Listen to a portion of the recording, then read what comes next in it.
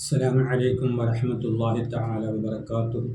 بسم الله الرحمن الرحيم. الحمد لله رب العالمين والصلاة والسلام على أشرف المرسلين وعلى آله وصحابه وأتباعه أجمعين أما بعد.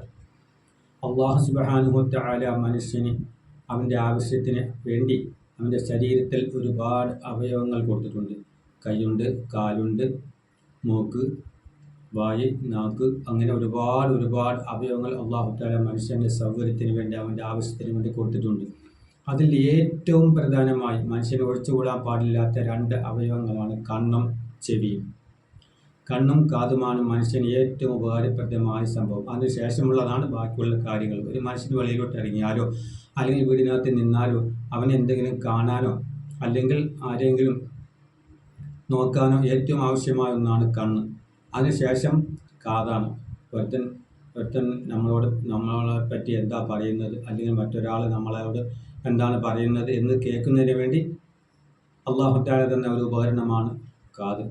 ആ കാതിന് എന്തെങ്കിലും ഒരു പോരായ്മ വന്നാൽ, അതിന് കേൾവി ഇല്ലാതായി കഴിഞ്ഞാൽ നമ്മുടെ അവസ്ഥ എന്തായിരിക്കും?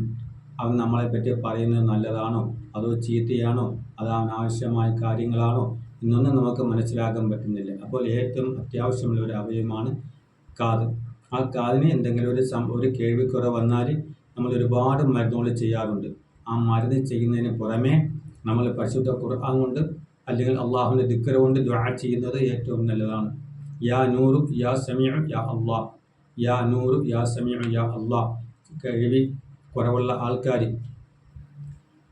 ഖുളോടുകൂടി ഖിബലയ്ക്ക് നേരെ ഇരുന്നു കൊണ്ട് യാ നൂർ യാ സമീഉ യാ അല്ലാഹ് എന്ന് 111 പ്രാവശ്യം ഓതി ദുആ ചെയ്യുക. അത് 2 നേരം, രാവിലെ വൈകിട്ട് 2 നേരം ചെയ്യാൻ പറ്റുമെങ്കിൽ 2 നേരം ചെയ്ത് ഈ ദിക്ർ ചൊല്ലി പടച്ചവനോട് ദുആ ചെയ്യുക. അല്ലാഹുവേ, നീ തന്ന അവയവം നഷ്ടപ്പെടാൻ സാധ്യത ഉണ്ടെങ്കിൽ അല്ലാഹുവേ അതിൻ്റെ കേൾവി നീ പൂർണ്ണമായിട്ടും തരണേ എന്ന് അല്ലാഹുവിനോട് ദുആ ചെയ്യുക. യാ നൂർ യാ സമീഉ യാ അല്ലാഹ് എന്ന് 111 പ്രാവശ്യം ഓതി ദുആ ചെയ്യുക.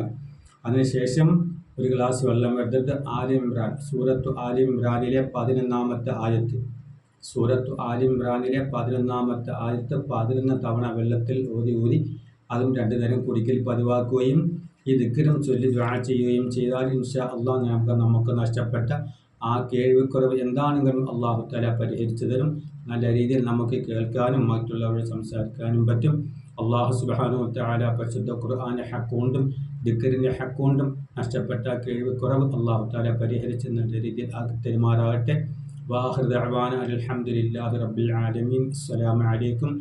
ഈ വീഡിയോ കാണുന്നവരൊക്കെ സബ്സ്ക്രൈബ് ചെയ്യണം, ലൈക്ക് ചെയ്യണം, അതുപോലെ പരമാവധി ഷെയർ ചെയ്യാനും കമൻറ്റ് ചെയ്യാനും മറക്കരുത്. അസ്സലാമു അലൈക്കും.